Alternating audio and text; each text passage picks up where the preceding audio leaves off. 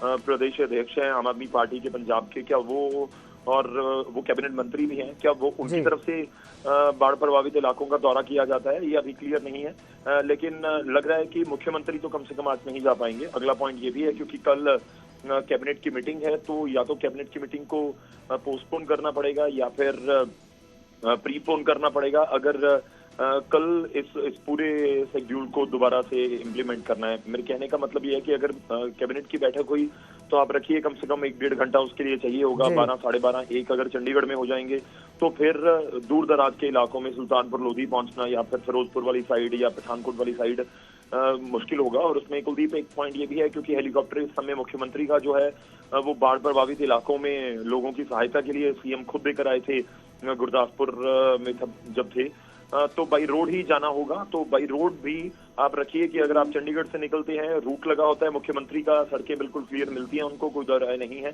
लेकिन फिर भी आप रखिए कि कम से कम 3-3.5 घंटे तो बाई रोड लगेंगे ही। तो इसलिए आप अब आज ही होता है या अरविंद केजरीवाल चले जाते हैं अकेले, वो अभी उसके ऊपर सस्पेंस है। जी, बहुत बहुत शुक्रिया इस तमाम जानकारी के लिए गौरव। तो फिलहाल ये सस्पेंस बरकरार है कि क्या केजरीवाल जो है वो अकेले जाएंगे या उनके साथ कोई और कैबिनेट मंत्री दौरे पर जाएगा, इस पर सस्पेंस बरकरार है।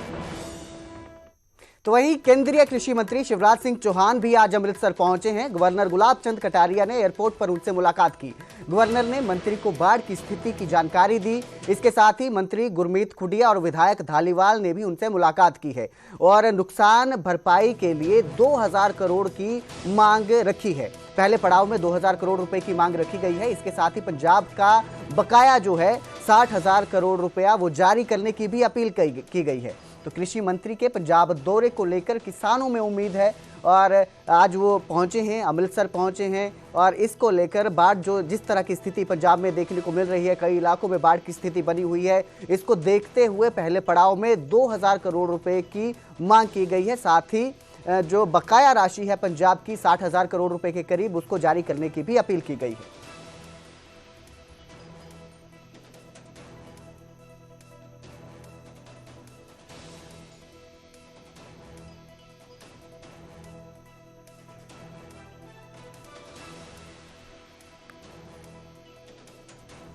और अब जिक्र करेंगे कुरुक्षेत्र के इस्माइलाबाद इलाके का, जहां तटबंध टूटने से बाढ़ का खतरा मंडरा रहा है। मारकंडा तटबंध टूटने से दर्जनों गांवों पर बाढ़ का खतरा मंडरा रहा है। नैसी, मडाडो, जोधपुर समेत कई गांवों में जलभराव हो चुका है। जलभराव होने की संभावना है कई गांवों में। ग्रामीणों ने कहा है कि 2 महीने पहले ही तटबंध की मरम्मत की गई थी, लेकिन बरसात और तेज बहाव के चलते एक बार फिर तटबंध टूट गया है। इसके साथ ही राक्षी नदी लाडवा में 2 जगह दीवार गिर गई है। वार्ड 1 में एकता विहार और स्कूल की दीवार टूट चुकी है। वार्ड 10 में कई घरों में पानी घुस चुका है। ग्रामीणों और किसानों ने प्रशासन से मदद की मांग की है। प्रशासन ने राहत टीम और मशीनरी भेजने की तैयारी कर ली है। ग्रामीणों की सहायता करने के लिए प्रशासन पूरी तरह से तैयार है।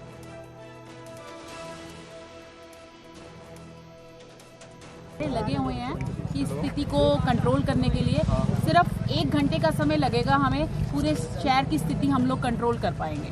मैडम, इस समय लाडवा शहर के अंदर हर एक चौक के अंदर, हर एक गली के अंदर पूरा पानी भरा हुआ है और लाडवा नगर पालिका बहुत दावे करती है कि बहुत सफाई चल रही है, नाले साफ है, परंतु सारे दावों की पोल खुल कर रह गई है। आज ऐसा कुछ नहीं है नरेश जी, आप देख रहे हैं कि पहली बार इतिहास में आपने देखा होगा, जब से आप लोग, आपकी भी इतनी उम्र होगी और मैंने भी अपना इतिहास में देखा है कि इतनी बरसात कभी नहीं हुई।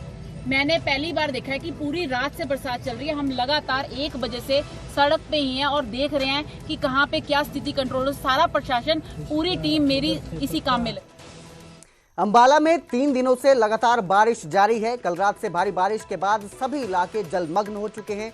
टांगरी नदी में 32,000 क्यूसेक पानी का फ्लो दर्ज किया गया है। खतरे के निशान के ऊपर टांगरी नदी बह रही है। पंचकुला मोरनी की बारिश से नदियों में पानी का स्तर बढ़ चुका है।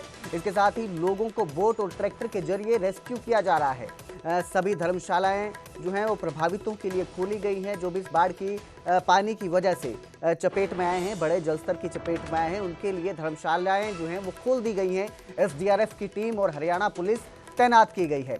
जरूरत पड़ने पर आर्मी से भी मदद ली जाएगी। प्रशासन इस तरह की जो है वो दावे कर रहा है।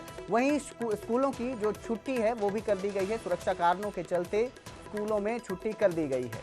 तो इसके लिए जो है अंबाला में बारिश जारी है। बारिश के चलते लगातार जिस तरह के हालात बने हैं, डीसी ने भी दौरा किया कई इलाकों का। अभी जो आज सुबह भारी बारिश स्टार्ट हुई थी पंचकुला, मोरनी एरिया और अंबाला के इलाकों में, वो सारा पानी अभी ग्रेविटी स्लोप के माध्यम से फॉलो करते हुए अभी अंबाला की नदियों में बह रहा है। टांगरी नदी का अभी आधे घंटे पहले का फ्लो 32,000 क्यूसेक था, जो कि डेंजर लेवल 20,000 से काफ़ी ऊपर है। गेज लेवल भी 11 है, जिसकी वजह से जितने भी ये जो नीचे के इलाके हैं अंबाला कैंट के, उनमें पानी भरा हुआ है। विकासपुरी के एरिया में अभी हम हैं, जहाँ पे बोट के माध्यम से हम लोगों को उनके घरों से रेस्क्यू कर रहे हैं। रेस्क्यू करके हमने अभी यहाँ पे अंबाला कैंट की जितनी धर्मशाला हैं उन सभी का प्रशासन ने रिक्विजिशन कर ली है। उन सभी को ये लोगों के रहने के लिए हमने ओपन कर दी है। साथ के साथ उनके खाने पीने की, पीने के पानी की और टॉयलेट वगैरह की व्यवस्था भी हमने कर दी है। पानी का भी एक्सपेक्टेड है कि थोड़ा और बढ़ेगा। तो मैं सभी आप लोगों के माध्यम से सभी आमजन से अपील करता हूँ कि अपने घरों से जो पानी से गिर गया वो बाहर आ जाए। बोट के माध्यम से, ट्रैक्टर ट्रॉली के माध्यम से कोई भी घर पे ना रुके। लास्ट टाइम जैसे हुआ था कि बहुत सारे लोगों ने वार्निंग देने के बावजूद घरों के अंदर रहे और फिर बाद में वो फंस गए। तो कृपया ऐसा ना करें, सभी लोग समय रहते हुए घरों से बाहर आ जाए और धर्मशाला वगैरह में शरण ले। यही मेरी सभी से अपील रहेगी। तो वहीं पूर्व मंत्री असीम गोयल ने घग्गर नदी का दौरा किया। खतरे की चेतावनी के बीच हालातों का बारीकी से जायजा लिया। मनमोहन नगर सहित प्रभावित इलाकों का निरीक्षण किया गया और अधिकारियों को राहत कार्यों में किसी भी तरह की लापरवाही न करने के निर्देश दिए गए। रात 1 बजे तक शहरवासियों के बीच पूर्व मंत्री मौजूद रहे। गोयल ने हौसला बढ़ाया और राहत कार्यों को दिशा दी।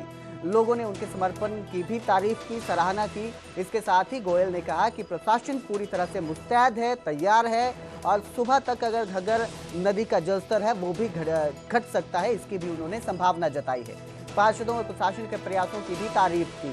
आपको बता दें, घग्गर नदी का जलस्तर जिस तरह से बढ़ रहा है, आसपास के इलाकों में जो है वो खतरा बना हुआ है। इसी के चलते उन्होंने ये दौरा किया और प्रभावित इलाकों का निरीक्षण किया।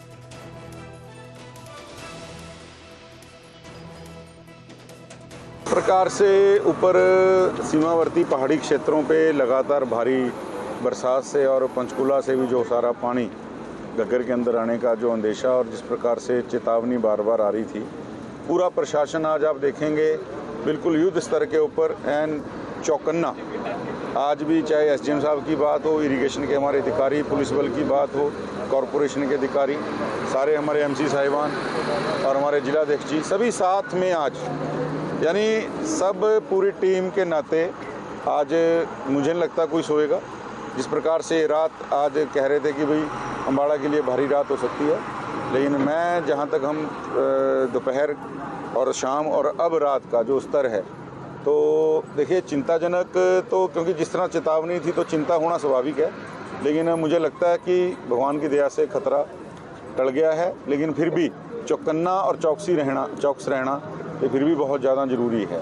और मुझे लग रहा है कि जिस प्रकार से सारे एक टीम होकर काम कर रहे हैं, इस जो एक चेतावनी वाली बात थी या जो एक संकट आया था, वो मिलके पार पा लेंगे और घबराने की ऐसी कोई ज़रूरत नहीं है। और अब जिक्र करेंगे दिल्ली का, जहां लगातार यमुना का जलस्तर बढ़ता जा रहा है। सुबह 6 बजे यमुना का जलस्तर 207.48 मीटर तक पहुंच गया था। 1978 के मुकाबले में ये जो रिकॉर्ड है, ये जो दर्ज किया गया है स्तर उसका, वो बेहद करीब है। 1978 में 207.49 मीटर रिकॉर्ड किया गया था। जलस्तर बढ़ने की वजह से यमुना बाजार, फ्लाईओवर, अंडरपास पानी से बंद है। प्रशासन ने लोगों को सतर्क रहने की अपील की है।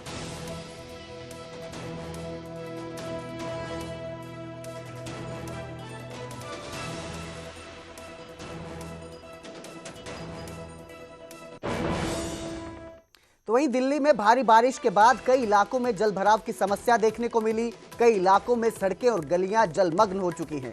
घुटनों तक पानी ने लोगों की परेशानी बढ़ा दी है। हमारी सहयोगी प्रियंका कांडपाल की ये रिपोर्ट देखिए।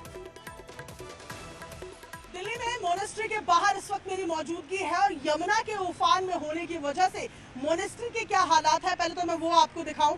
ये आप पहले बाहर की सड़क आप देखिए जहां पर पूरा पानी भर गया है और पानी जो है वो तकरीबन घुटनों तक यहाँ पहुंच रहा है और ये मुख्य रास्ता है मोनेस्ट्री का जिस तक मैं आपको ले जाने की कोशिश कर रही हूँ। पूरी मोनेस्ट्री मार्केट तिब्बतन मार्केट है ये और इसको फिलहाल रास्ते को जो है वो बंद किया जा रहा है सैंड बैग्स के साथ। यहाँ पर आप देखें सैंड बैग्स यहाँ पर लगाए गए हैं और पीछे की तरफ अगर मैं आपको मोनेस्ट्री मार्केट की तस्वीर दिखाऊं तो पूरा मोनेस्ट्री मार्केट जो है वो पानी से लबालब नजर आ रहा है। अंदर देखिए जरा किस तरीके की तस्वीरें हैं। पूरा मोनेस्ट्री मार्केट में आपको पानी नजर आ रहा है और पानी इस कदर बढ़ गया है कि इसे पूरा ब्लॉक किया जा रहा है कि ये पानी जो अब बना हुआ है ये कम से कम सड़कों तक ना पहुंचे। मोनेस्ट्री की मार्केट के अंदर पूरा पानी भरा हुआ आपको नजर आ रहा है। अब ये लगातार पानी क्योंकि है बैक कर रहा है और ऐसे में यहाँ तक पहुंच रहा है तो ये रोड के भी हालात में आपको आउटर रिंग रोड जो है इसके हालात भी दिखा रही हूँ और ऐसे में अब सैंड बैग्स के माध्यम से पानी को रोकने की कोशिश यहाँ पर की जा रही है कि पानी और सड़कों पर ना बढ़े। ये तस्वीरें मोनेस्ट्री मार्केट की आप दिखा रहे हैं जहाँ मार्केट तो पानी से लबालब भरी है पर सड़कों पर भी पानी पूरा आ चुका है। के सिविल लाइन इलाके में इस वक्त मेरी मौजूदगी है। यमुना उफान पर है, 207 पार ही चल रही है और क्या तस्वीरें हैं वो आपको दिखाते हैं। सिविल लाइंस की तस्वीरें ये आपको दिखा रहे हैं। आईएसबीटी से जैसे ही थोड़ा आगे आप बढ़ते हैं सिविल लाइन का इलाका शुरू हो जाता है। मंदिर हो, रेजिडेंशियल कॉलोनीज हो, हर जगह पानी भरा हुआ दिख रहा है। ये मंदिर की तस्वीर आपको दिखा रहे हैं जिसके गेट जो है आप देखेंगे तकरीबन 1/3 जो है वो पानी में डूबे हुए नजर आ रहे हैं। मंदिर की सीढ़ियां पानी में डूबी हुई नजर आ रही हैं। इसकी अगली जगह की अगर आप तस्वीर देखेंगे तो जो स्टील के गेट्स हैं वो भी आपको आधे से ज़्यादा पानी में डूबे हुए नज़र आ रहे हैं। खास बात यह है कि यहीं पर रेजिडेंशियल कॉलोनीज़ भी हैं, यहाँ पर लोगों के घर भी हैं। तो आगे की तरफ जाकर अगर मैं आपको ये तस्वीरें दिखाने की कोशिश करूँ तो आप देखेंगे कि ये एक गेट है रेजिडेंशियल कॉलोनी का और इसके अंदर तक जहाँ तक नज़र जा रही है वहाँ तक आप देखेंगे कि पानी ही पानी जो है वो भरा हुआ है। और कहीं पर भी जहाँ आप पूरी इस रोड को देखें, ये जो पूरी लेन बनी हुई है यहाँ पर जहाँ तक आप देखेंगे पानी आपको भरा हुआ नजर आ रहा है। आगे पीछे किसी भी तरफ आप इस रोड में देखेंगे तो पानी ही पानी लबालब भरा हुआ है। ऐसे में यमुना लगातार जो यमुना का जल स्तर है वो बढ़ रहा है और वो लोग जो यमुना के तट पर रहते हैं, फ्लड प्लेन इलाके में रहते हैं या फ्लड प्लेन इलाकों से सटे इलाकों में रहते हैं, उनके लिए मुसीबत जो है वो बढ़ती जा रही है क्योंकि लोगों के घरों के अंदर तक भी पानी आ रहा है। आईएसबीटी पर इस वक्त मेरी मौजूदगी है। मोनेस्ट्री के ठीक सामने, मोनेस्ट्री मार्केट के ठीक सामने ये सड़क है जहां पर मैं खड़ी हूं और इस सड़क पर लबालब पानी भरा हुआ है। ये तस्वीरें आप देख रहे हैं, जहां तक आपकी नजर जाएगी इस सड़क पे पानी ही पानी आपको नजर आएगा। ये 4 लेन की सड़क फिलहाल सिंगल लेन की बनी हुई है, एक ही तरफ से वाहन जो है वो आ पा रहे हैं। पीछे तक आप देखेंगे, आप अंदाजा लगाएंगे, एक शख्स आपको पानी के बीचों बीच में नजर आ रहा है जिससे आपको ये अंदाजा लगेगा कि पानी घुटनों से ऊपर तक अंदर की तरफ भरा हुआ है। और यहाँ से अब जरा अंदर की तस्वीरें आप देखें, यहाँ से अंदर भी अगर आप देखेंगे तो आपको नजर आएगा कि पूरा पानी भरा हुआ है। इससे जुटी ये जो सर्विस लेन है वो और वहाँ अगर आप देखेंगे सक्शन पाइप से पानी निकालने की कोशिश भी की जा रही है। पर कल शाम से आईएसबीटी की तस्वीरें ये बनी हुई है जहाँ पर आपको दिखा रहे हैं कि पानी जो है वो लगातार भरा हुआ दिख रहा है। मोनेस्ट्री मार्केट के ठीक सामने आईएसबीटी की ये तस्वीर दिखा रहे हैं। यमुना अपने पूरे उफान पर है और जो 1978 है उसके रिकॉर्ड को तोड़ने की कगार पर है, जब वहाँ पर बाढ़ जैसी स्थिति 1978 में बनी थी। और उसके बाद ये तस्वीरें भी आईएसबीटी से आपको दिखा रहे हैं जहाँ लबालब पानी भरा हुआ है।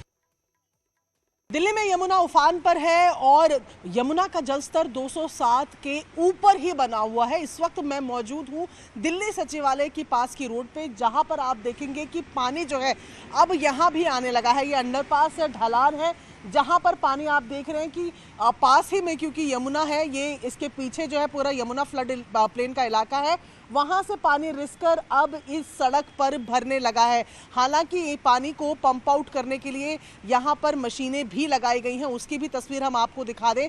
पर यहाँ आपको ये तस्वीरें दिखा रहे हैं कि यमुना इस कदर उफान पर है कि यमुना फ्लड प्लेन से लगी जो बाढ़ इलाके हैं यमुना के, उनसे लगी सड़कों पर भी अब पानी भरने लगा है। ये तस्वीरें सचिवालय की आपको दिखा रहे हैं जहाँ पर आप देख रहे हैं कि सक्शन पाइप्स लगाए गए हैं पानी को निकालने के लिए। और दूसरी तरफ हम आपको तस्वीरें दिखा रहे हैं कि किस तरीके से से सैंड बैग्स यहाँ पर लगाए गए थे पानी को रोकने के लिए। देखें, निकासी के तमाम पॉइंट्स बने हुए हैं और उन निकासी के पॉइंट्स पर जहाँ आप देखेंगे सैंड बैग्स के पास से ही पानी जो है वो रिस कर बहता हुआ नीचे की तरफ आ रहा है।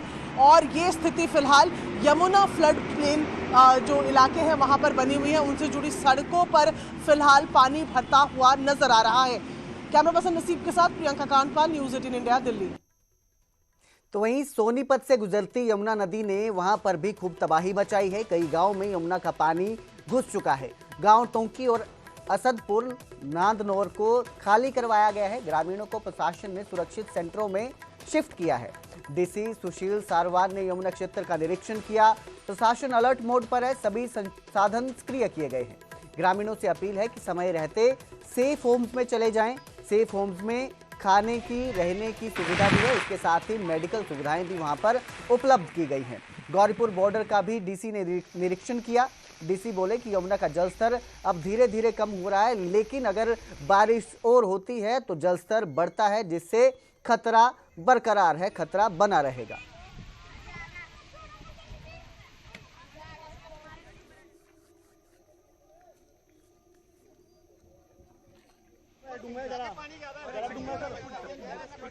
तो वही केंद्रीय कृषि मंत्री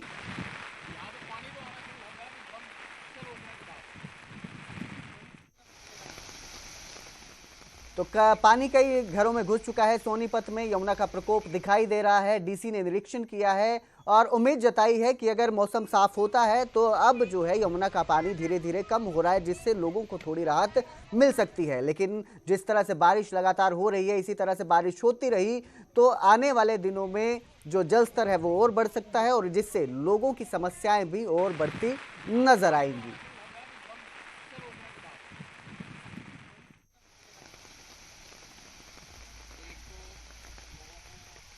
फरीदाबाद में भी उफान पर यमुना नदी है। हथनीकुंड बैराज से छोड़े गए पानी ने जलस्तर बढ़ा दिया है। छायसा गांव के खेतों तक यमुना का पानी पहुंच गया है। धान और खरीफ की फसलें जो हैं वो डूब चुकी हैं।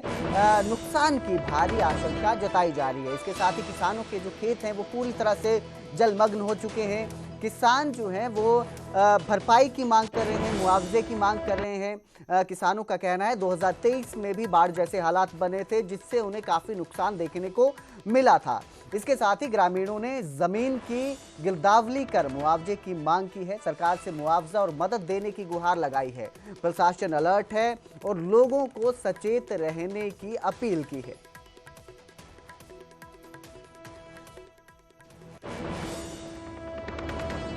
एक 1000 एकड़ भूमि जलमग्न हो चुकी है, जिसमें धान, ज्वार, बाजरा वो हमारे खड़े हुए थे और हमारा घिया है, तोरई है, सब्जी की भी फसल उसमें थी।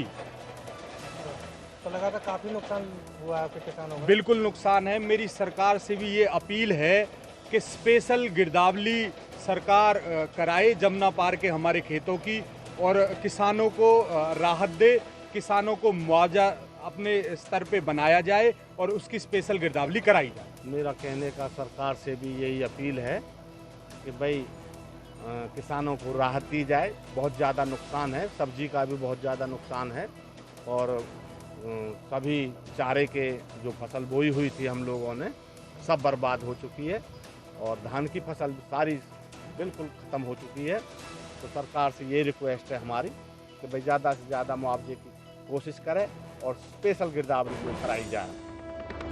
सोनीपत में शनि मंदिर अंडरपास जो है बारिश के बाद स्विमिंग पूल में बदला नजर आया। शनि मंदिर अंडरपास में एक स्कूल बस फंसी भी दिखाई दी। अंडरपास में करीब 5 से 7 फीट पानी भर चुका है। पानी ज्यादा होता तो एक बड़ा हादसा हो सकता था। बारिश में पानी की निकासी के दावे पूरी तरह से फेल नजर आ रहे हैं। तस्वीरें आपकी स्क्रीन पर हैं, आप देख सकते हैं कि स्कूल बस में बच्चे भी थे जिस दौरान ये बस अंडरपास में फंस गई। ये तो गनीमत रही कि पानी कम था, जिस वजह से बड़ा हादसा टल गया और सभी लोग इसमें सुरक्षित रहे, सभी बच्चे भी सुरक्षित निकले। लेकिन अगर पानी और ज़्यादा होता तो हालात और गंभीर हो सकते थे और कोई बड़ी दुर्घटना हो सकती थी।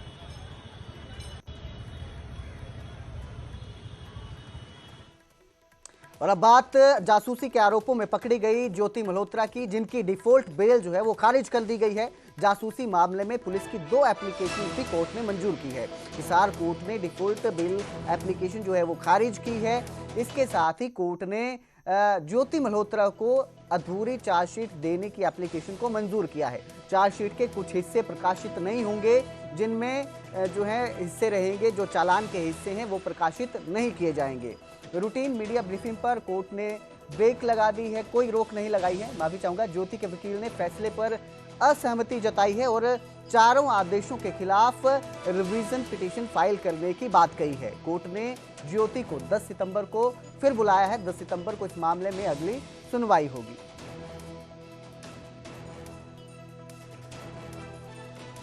ज्योति मल्होत्रा की जो डिफॉल्ट बेल याचिका दायर की थी उस पे और उसके अलावा पुलिस की जो 3 याचिकाएं थी उन पे फैसला आना था। तो डिफॉल्ट बेल याचिका अदालत ने खारिज कर दी और पुलिस की जो 3 एप्लीकेशन थी उसके अंदर 2 को स्वीकार कर लिया है और 1 को आंशिक तौर पर स्वीकार किया है। जो जिनको स्वीकार किया उसमें ये है कि ज्योति को पूरा चालान ना दिया जाए, उसके अंदर कुछ वीडियो है, कुछ चैटिंग है वगैरह, वो पार्ट हटा दिया जाए। उसको पुलिस अदालत ने मान लिया है और वो पार्ट नहीं मिलेगा। दूसरा ये था कि वो हटा के और चालान बनाया वो सप्लाई कर दिया जाए उस याचिका को। हरियाणा प्राइम में फिलहाल इतना ही। बाकी की खबरों के लिए देखते रहिए न्यूज़ 18 पंजाब हरियाणा।